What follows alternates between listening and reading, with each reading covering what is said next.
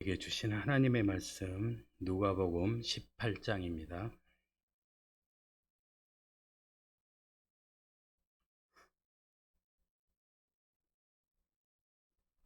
누가복음 18장 1절에서 8절 말씀까지입니다.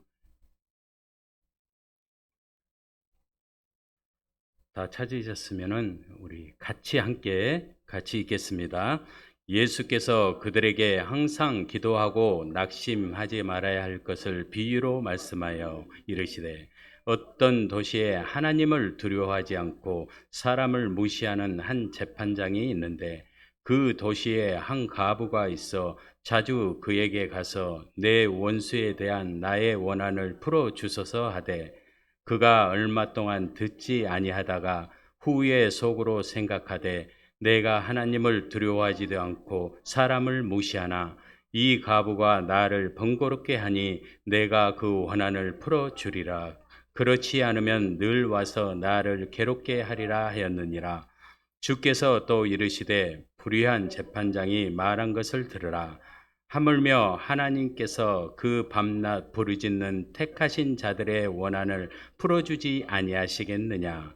그들에게 오래 참으시겠느냐? 내가 너희에게 이르노니 속히 그 원한을 풀어주시리라. 그러나 인자가 올 때에 세상에서 믿음을 보겠느냐 하시니라. 아멘. 기도하시겠습니다. 하나님 아버지 감사합니다. 오늘도 부족한 종이 하나님의 말씀을 들고 섰습니다. 이 시간 우리 하나님의 향기와 하나님의 모습만 드러나게 하시고 저의 모습은 감춰주셔서 오직 하나님의 말씀이 우리에게 임하여져서 하나님의 영광을 드리기에 부족함이 없도록 은혜 내려 주시옵소서. 감사를 드리오며 예수님의 이름으로 기도 올리옵나이다. 아멘. 우리 다 같이 서로 인사하겠습니다. 오직 예수님밖에 없습니다. 그렇습니다. 오직 예수님밖에 없습니다. 그렇습니다. 우리가 세상에 살면서 여러 일들이 있는데 그 일들 가운데 우리에게 찾아오는 이 낙심이라는 것이 참 우리를 너무 힘들게 하죠. 어려운 일, 또 급한 일, 이런 일이 있을 때마다 또 우리를 또 가장 또 가까이에서 낙심하게 만드는 또 자녀들도 있고 또 아내, 남편, 정말 우리를 힘들게 하는 일들이 많이 있습니다. 이렇게 우리의 관계된 사람들에 의해서 상처받게 되고 또 이렇게 낙심하게 되는 일들이 요즘 너무나도 많이 있는 것 같습니다. 이 낙심이 우리를 무너뜨리는데 어디까지 무너뜨리냐? 이 땅바닥까지 내려가게 만드는 거예요. 이 낙심이라는 이 낙자가 떨어질 낙이라는 거예요. 한자로 풀이하면. 그래, 떨어져 버린다는 거예요. 어디까지? 땅끝까지 떨어져 버려요. 힘을 못 쓰게, 일어서지 못하게, 좌절하게 만들어 버리는 거예요. 그만큼 우리 믿음의 신앙을 갖고 있는 사람들에게 더욱더 치명적이지 않을 수 없습니다. 그만큼 낙심이 우리를 방해를 하는데 오늘 말씀의 제목이 기도하고 낙심하지 말라입니다. 우리 다 같이 한번 하겠습니다. 기도하고 낙심하지 말라. 그래서 나 오늘 말씀을 전할 때 저와 여러분들이 하나님의 크신 은혜와 축복이 함께하기를 원합니다. 오늘 본문 말씀은 예수님께서 기도하고 낙심하지 말라고 말씀하시고 불의한 재판장과 과부를 비유로 이해해서 우리에게 말씀해 주고 있는 것입니다. 한 여인이 있었습니다. 근데 이 여인이 억울한 일을 당했어요. 그런데 그 문제를 해결할 힘과 능력이 없습니다. 이 재판장이라는 이 사람은 불의한 재판장이에요. 불법을 저지르는 그러한 재판장이라는 것입니다. 그래서 이 힘없는 과부가 그 문제를 해결하려고 하니까 너무나도 힘이 든 거예요. 그런데 이 과부는 끝까지 포기하지 않고 그 재판장을 찾아갑니다. 오직 자기의 문제만을 그 문제를 풀게 하기 위해서, 그 억울한 누명을 풀기 위해서 그 재판장을 찾아갑니다. 하루 이틀도 아니고 날마다 자주 찾아갔다고 했습니다. 그러니 이 불의한 재판장도 마음의 간책, 양심의 가책이 있었는지 자기 나름대로의 생각을 하는 거예요. 이걸 이렇게 하면은 날마다 찾아와서 나를 귀찮게 하고 나의 일을 방해를 할 건데 어떡하지? 그러다가 결국에는 마음을 정합니다. 그래. 귀찮아 죽겠는데 내가 빨리 이 문제를 해결해 버려야 되겠다. 그래서 그 여자의 원한을 풀어줍니다. 우리가 하나님 앞에 기도할 때 정말 온전한 기도, 하나님이 들어주실 것을 믿고 기도하면은 낙심하지 않습니다. 소망이 있고 하나님 아버지 앞에 기도하면은 들어주시고 응답해 주신다는데 걱정할 거 없지요. 예수님께서 또 말씀하세요. 이 불의한 재판장의 말을 들으라고 합니다. 예수님께서 그래요. 이 말을 들어라. 재판장이 한 말을. 하물며 내가 너희들을 택하였는데 택한 너희들을 내가 그냥 놔두겠냐는 거예요. 이 불의한 재판장도 이 가부가 날마다 찾아와서 간청을 하니까 내가 그 기도를 들어줬는데 하물며 하나님께서 택하신 자녀들의 그 기도를 들어주시지 않겠냐는 거예요. 이것이 오늘 말씀의 제목입니다. 내용이에요. 재판장은 어떤 일을 하는 사람입니까? 법원에서 재판을 진행하고 공정하게 판결을 내려는 사람입니다. 그런데 오늘날 재판의 그 과정들에 정의롭지 못한 일들이 너무나도 많이 있지 않습니까? 우리가 잘 이 TV나 이런 걸 보면은 나오지 않습니까? 정의로운 판결을 내리는 중요한 일을 하는 직책인데 잘못 판결을 인해서 많은 사람들이 피해를 보고 있잖아요.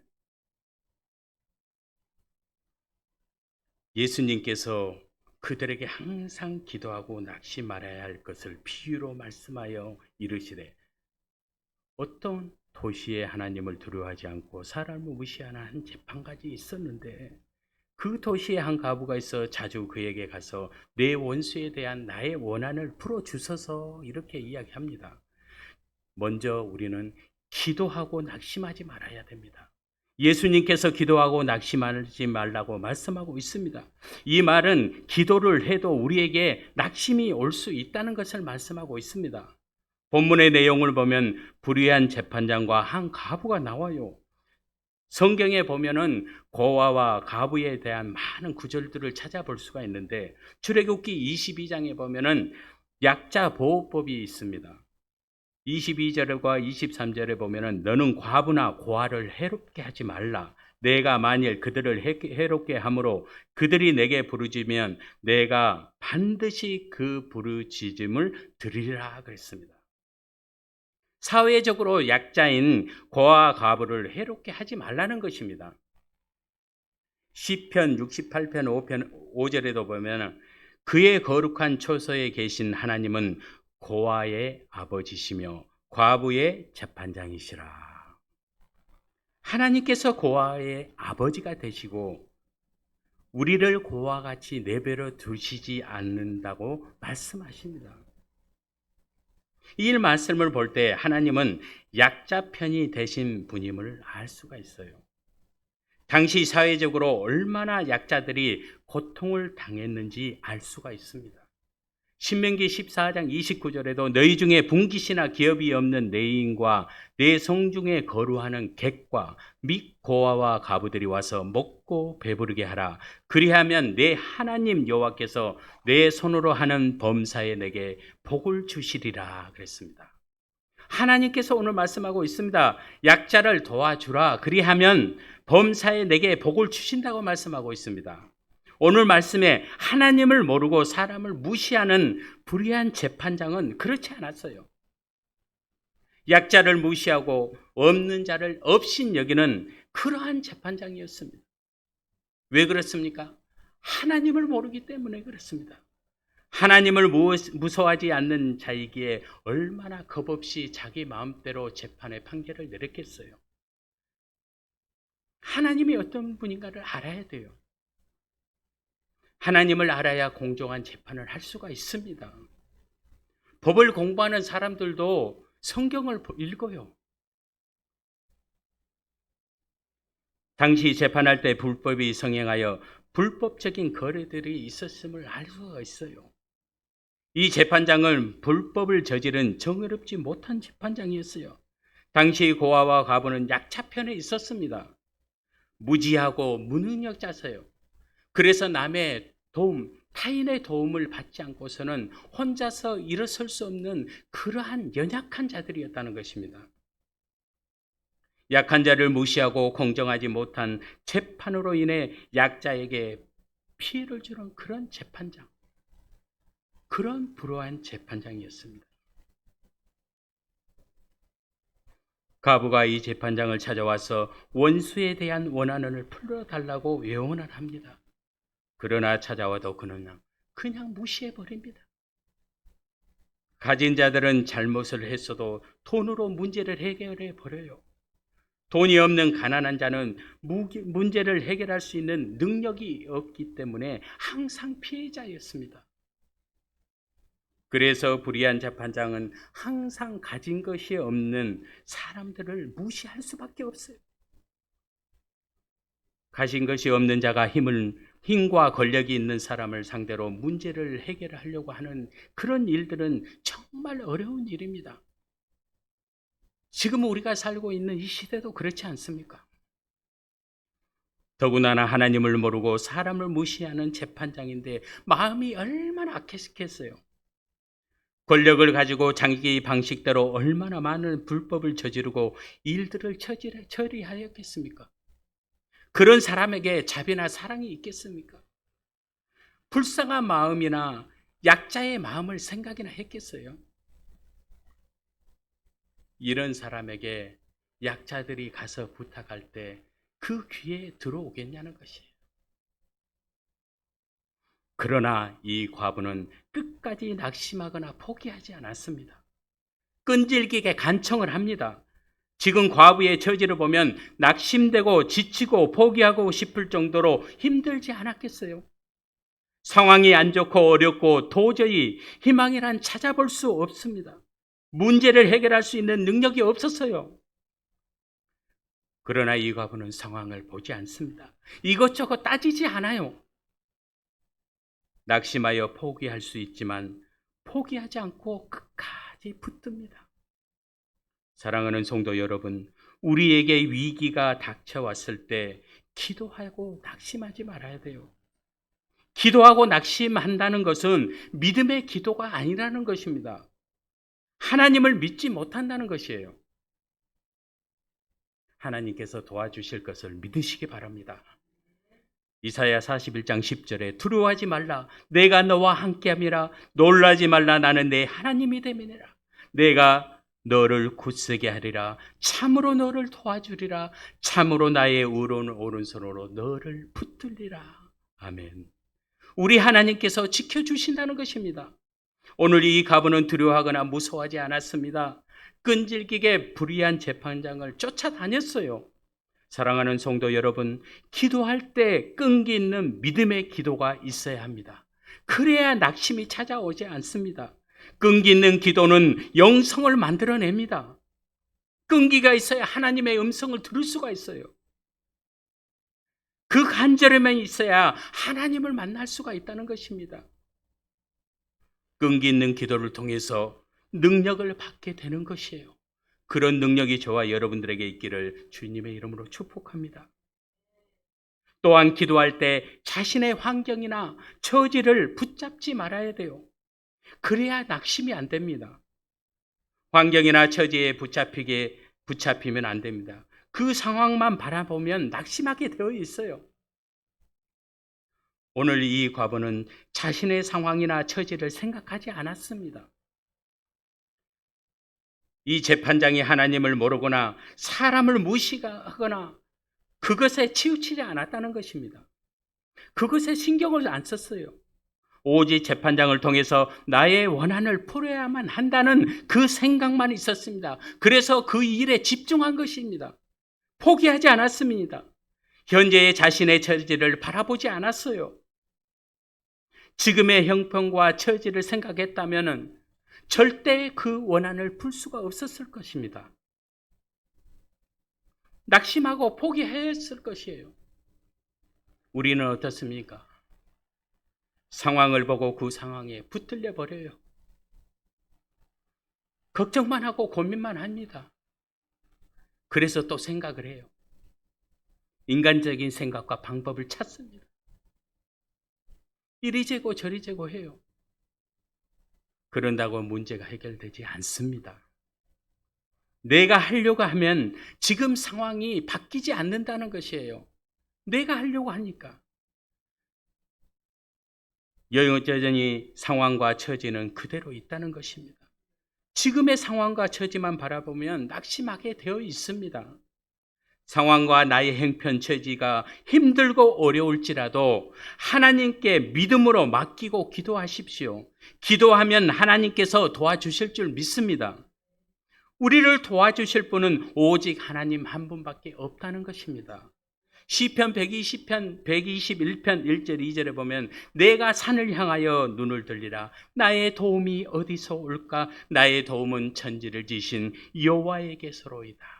아멘. 우리의 도움은 여호와께로부터 온다는 것입니다.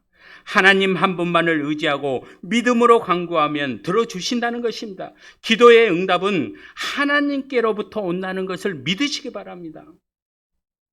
사랑하는 성도 여러분, 기도하고 낙심하지 마십시오. 이 시간 주님께서 저와 여러분들에게 말씀하고 있어요. 하나님께 도움을 요청하라는 것입니다. 과부는 다른 것 생각하지 않았어요. 자신의 처지나 그 상황을 보지 않았다는 것이에요. 오늘 저와 여러분도 마찬가지입니다. 지금의 형편이나 처지를 생각하지 말고 하나님을 전적으로 믿고 구하라고 말씀하고 있습니다. 지금의 어려운 상황을 보고 붙잡히지 말라는 것이에요. 다윗이 사울에 쫓겨 블레셋 땅 가드로 갑니다. 그러나 그곳에서 생명을 또 위협을 느껴요. 그래서 변장을 합니다. 미치광이처럼. 그래 안 하면 죽으니까. 그래서 간신히 탈출하여서 아들람 동굴로 숨어 들어갑니다.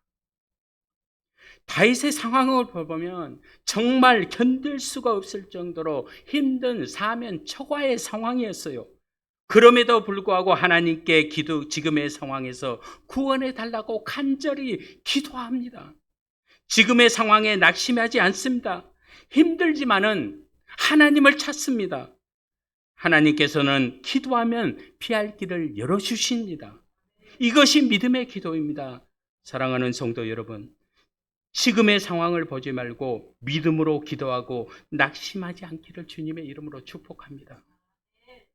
또한 믿음의 기도는 반드시 응답됩니다.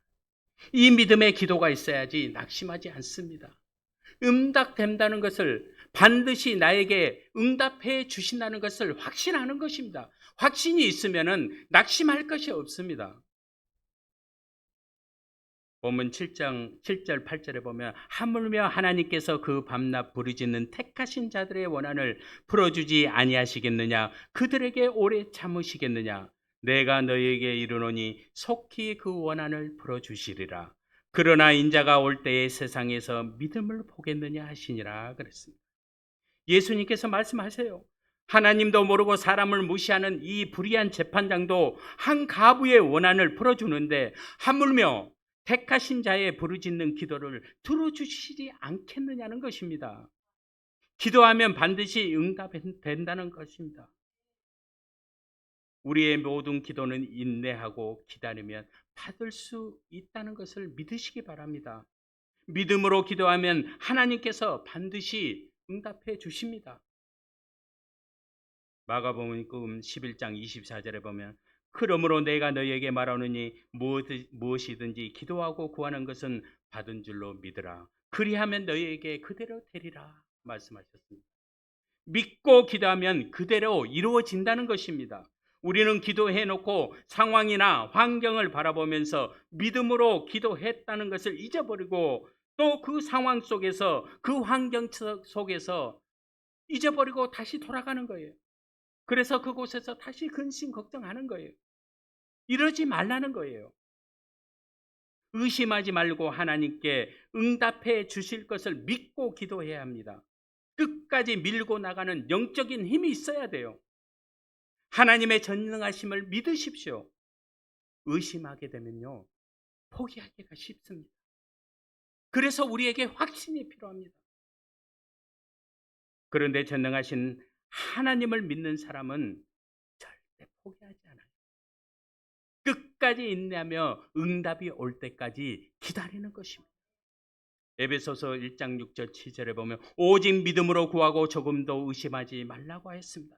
의심하는 자는 무엇이든지 주께 얻기를 어떻게 한다고요? 생각하지 말라 그랬습니다. 열왕기상 18장에 갈매산에서 바알신과 섬기는 자, 바알신을 섬기는 450명과 아세라신을 섬긴 400명, 850명 대 엘리야 한 사람과 영적 전투를 합니다. 하나님을 섬기는 엘리야는 아합과 이세벨이 섬기는 우상들의 싸움에서 엘리야는 하나님께 기도합니다. 엘리야는 아무도 없었어요. 혼자예요. 그런데 그에게는 또 한 분이 있어요. 오직 자기의 기도를 들어주실 그 하나님 한 분만을 의지했습니다. 지금의 상황을 보면 말도 안 되는 싸움이고 도저히 우리가 생각했을 때는 그 상황이 말이 안 되잖아요. 그런데 엘리야는 하나님을 믿었습니다. 확신했어요. 반드시 들어주실 것이라는 기도의 확신이 있었습니다. 그러니 무슨 두려움이 있겠습니까? 정말 하나님께서 들어주실 것을 확신한 사람은 두려워하지 않습니다.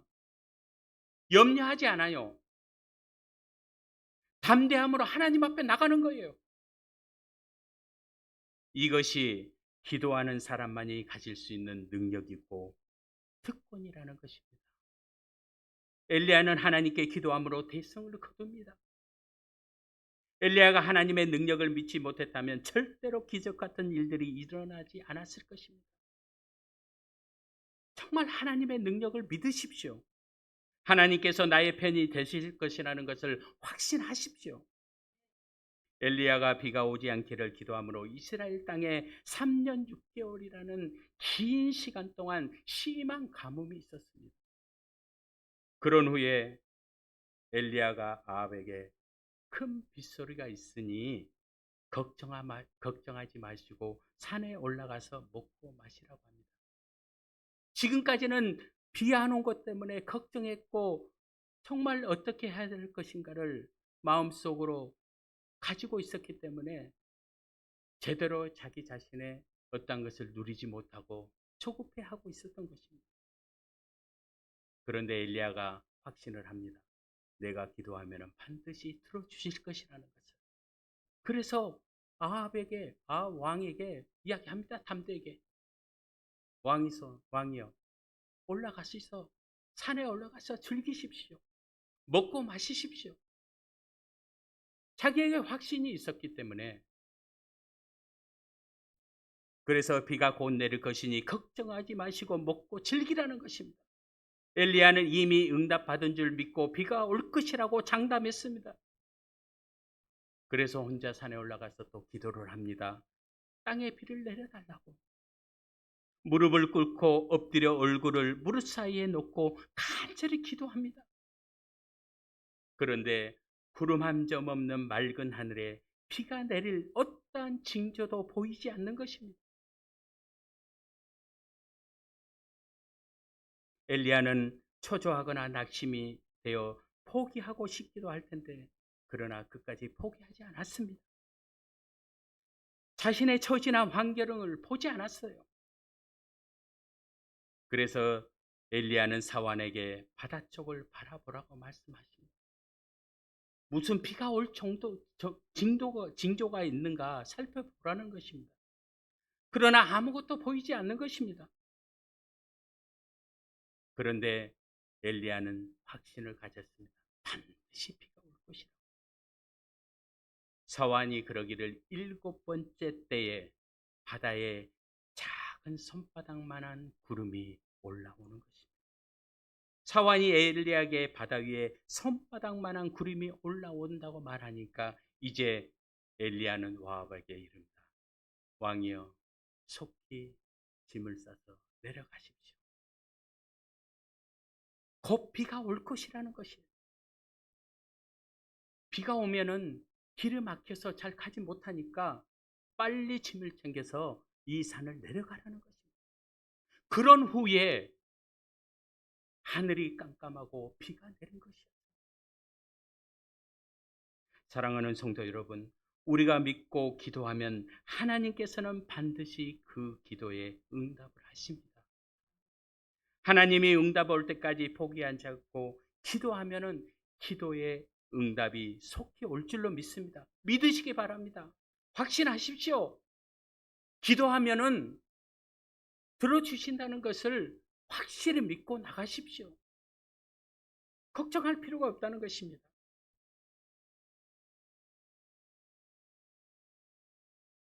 전능하신 하나님을 나의 작은 믿음 안에 가두지 마십시오. 믿음을 넓히십시오. 기도의 영역을 넓히십시오. 하나님의 능력을 믿어야 됩니다. 그래야지 응답이 됩니다. 오늘 말씀에 택하신 자들이 나옵니다. 예수님께서 그랬어요. 택하신 자들의 소원을 들어주지 않겠느냐. 하나님께서 택하신 사람은 하나님의 사랑을 입은 사람들이에요. 하나밖에 없는 독생자 예수의 핏값으로 우리를 택하셨다는 것입니다. 예수님께서 십자가를 통해서 죽으시고 부활하셔서 우리를 살리셨어요. 그러니 우리가 얼마나 귀한 존재가 되는 것입니다. 그러나 우리는 너무나도 쉽게 하나님의 그 사랑을 잊어버릴 때가 많이 있습니다. 잃어버려요. 무엇을 잃어버립니까? 예배를 잃어버려요. 말씀을 잃어버려요. 기도를 잃어버린다는 거예요. 사랑하는 성도 여러분, 우리는 무엇과도 바꿀 수 없는 예수님의 핏값으로 사셨습니다. 그러니 우리는 감사함으로 하나님께 구하는 것이 당연한 것입니다. 하나님께서 주신 우리 인생의 가장 소중한 것들을 잃어버리지 마시길 바랍니다. 기도한다는 것은 살아있다는 것입니다. 기도는 영적 호흡이에요. 그래서 바울은 쉬지 말고 기도하라고 말씀하고 있습니다. 기도의 끈을 놓지 말아야 돼요. 우리의 생명과 연결되어 있기 때문에 멈출 수가 없는 것이에요. 기도해야 사는 것입니다. 기도하지 않는 것은 영적으로 죽는다는 것을 의미합니다. 영적으로 살기 위해서는 우리는 기도해야 됩니다. 사무엘상 12장 23절에 보면 사무엘의 기도가 나옵니다. 나는 너희를 위하여 기도하기를 쉬는 죄를 여호와 앞에서 결단코 범죄하지 않냐. 범하지 않는다고 했습니다. 사무엘은 백성들이 여호와 앞에서 범죄를 저질러 두려워 떨고 있는 자기 백성들을 위해서 하나님 앞에 기도를 쉬지 않겠다고 고백합니다. 기도만이 백성을 구하고 자신도 살기 때문입니다. 사무엘은 기도의 선지자였어요. 블레셋 사람들이 이스라엘을 치러 오니까 두려운 거예요. 그래서 사무엘에게 기도를 부탁합니다. 우리 하나님 여호와께 쉬지 말고 부르짖어 우리를 위하여 구하라고 합니다. 기도하라는 것이에요. 자기들을 위해서, 자기들을 살리기 위해서 쉬지 말고 기도하라는 것입니다. 그래서 사무엘이 젖 먹는 어린 양 하나를 가져다가 온전한 번제를 드리고 여호와 앞에 부르짖었더니 그 부르짖음에 응답해 주셨습니다. 그리하여 이스라엘 자손을 구합니다. 또한 자신도 살아나게 됩니다. 기도는 모두를 살리는 것입니다. 기도해야 삽니다. 그렇습니다. 하나님은 부르짖는 자에게 응답하십니다. 우리 모두가 사무엘처럼 기도의 용사가 되기를 주님의 이름으로 축복합니다. 저와 여러분 모두가 끈기 있는 기도의 사명자가 되기를 간절히 원합니다. 하나님께서 기도의 사명자로 세워주신다는 것은 얼마나 큰 축복인 줄 모릅니다. 교회를 위해서, 성도 간의 서로를 위해서, 가족을 위해서, 나라를 위해서 이 기도하는 것이 얼마나 하나님 앞에서 큰 축복인 줄 모릅니다. 이 세상은 너무나도 빨리 흘러가고 있습니다. 그러다 보니 우리들의 마음이 분주합니다. 우리들의 신앙생활도 분주해요. 그 분주함이 하나님을 멀어지게 만들고 또한 잊어버리게 만듭니다. 하나님의 일할 시간이 없어요. 기도할 시간이 없다고 합니다. 예배드릴 시간이 없다고 해요. 우리의 바쁜 일상 속에서 그 분주함이 하나님과 멀어지게 만들어버려요. 사랑하는 성도 여러분, 이 분주한 마음을 조금씩 내려놓기를 바랍니다. 그래야 하나님께 가까이 갈 수 있습니다. 이럴 때일수록 간절히 주님을 찾으십시오. 기도하는 사람은 하나님을 간절히 찾게 되어 있습니다. 잠언 7장 17절에 나를 사랑하는 자들이 나의 사랑을 입으며 나를 간절히 찾는 자가 나를 만날 것이라고 하였습니다. 사랑하는 성도 여러분, 하나님의 일하심은 기도에서부터 이루어지는 것입니다. 하나님께 간절히 기도하면 얽매였던 것들이 풀려지게 되어 있습니다. 바울과 실라가 감옥에 갇혔을 때 한밤중에 하나님께 기도하고 찬송하니 죄수들이 다 들었습니다. 그런데 갑자기 큰 지진이 일어나 옥문이 열리고 모든 사람의 매인 것들이 풀려져 버렸어요. 간수가 잠에서 깨어 모두가 탈출한 줄 알고 자결하려고 할 때 바울이 나타나서 하지 말라고, 걱정하지 말라, 나 도망가지 않는다. 이 간수는 얼마나 두려웠겠어요. 얼마나 걱정했겠어요. 그런데 바울은 걱정하지 말아라. 이제는 이 기적 같은 일들을 바라봤을 때 이 간수는 어떤 생각이 들었을까요? 그래서 성령께서 이 간수의 마음을 만져주십니다. 간수가 바울에게 물어봅니다. 어떻게 해야 구원을 받을 수 있습니까? 바울이 주 예수를 믿어라. 그리하면 너와 내 집이 구원을 받으리라고 말씀합니다. 그 후에 간수와 그 가족들이 세례를 받고 온 집안이 하나님을 믿는 믿음의 가정이 되었습니다. 하나님 앞에 이렇게 찬송하고 기도하는 것이 중요합니다. 내가 감옥에 갇혔을지라도 하나님을 찬양하고 하나님 앞에 감사하고 하나님 앞에 간절히 기도하면 이런 기적 같은 일들이 일어난다는 것입니다. 우리는 하나님의 응답을 우리 기준에서 생각해 버립니다. 이 정도 기도했으면 이제는 응답해 주시겠지 하면서 우리 나름대로의 응답의 기준을 세워버려요. 그러다 보니 기도해 놓고 기다리지 못합니다. 응답이 지체되니까 응답을 또 포기하고 잊어버려요. 그러나 하나님의 응답의 방법은 우리 사람의 생각과 다릅니다. 만약 하나님께서 응답의 기준을 사람의 기준에 맞춰 준다면 무슨 걱정이 있고 못할 일이 뭐가 있겠습니까? 우리들의 기준을 가지고 기도하면 안 됩니다. 하나님 중심에서 기도해야 살아나는 기적 같은 일들이 일어나는 것입니다. 사랑하는 성도 여러분, 하나님 중심에서 기도하며 응답받고 영적으로 살아나시길 주님의 이름으로 축복합니다.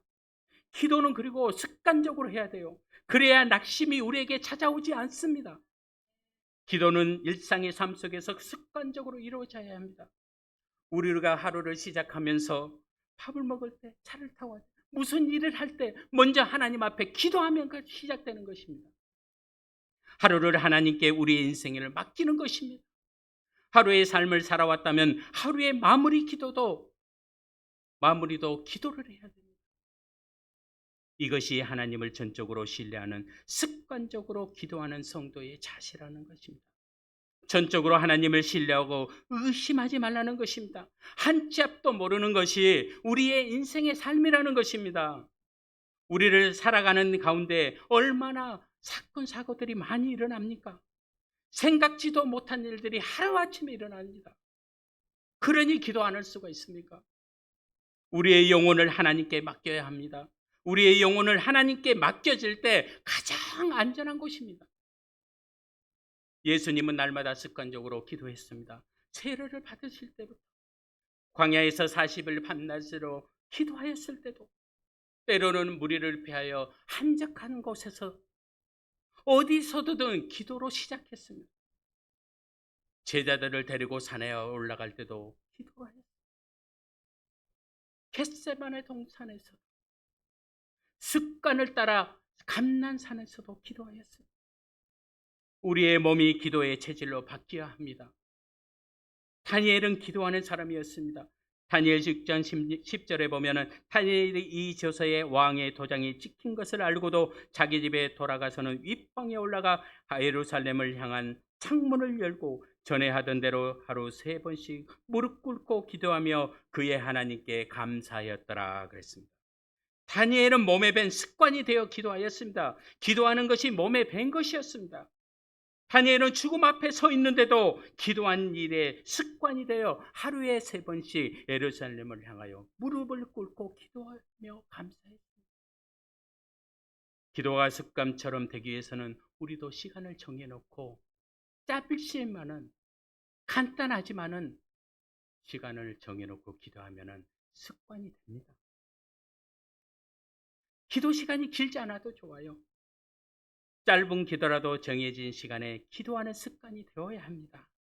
그래야 하면 성령께서 기도할 일거리들을 만들어 주시고 더 길게 할 수 있게 만들어 주시는 것입니다.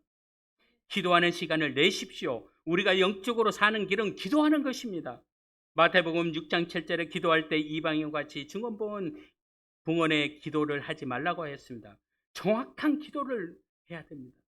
말을 많이 하는 것보다 내가 무슨 기도를 하고 있는가를 알아야 되는 것입니다. 빌립보서 4장 6절에 7절에 아무것도 염려하지 말고 다만 모든 일에 기도와 간구로 너희 구할 것을 감사함으로 하나님께 아뢰라. 그리하면 모든 지각에 뛰어난 하나님의 평강이 그리스도 예수 안에서 너희의 마음과 생각을 지키시리라. 염려하지 말고 기도하라는 것입니다. 기도와 간구는 감사함으로 하는 것입니다. 왜 그렇습니까? 이미 응답해 주셨기 때문에, 그것을 확신했기 때문에 감사하는 거예요.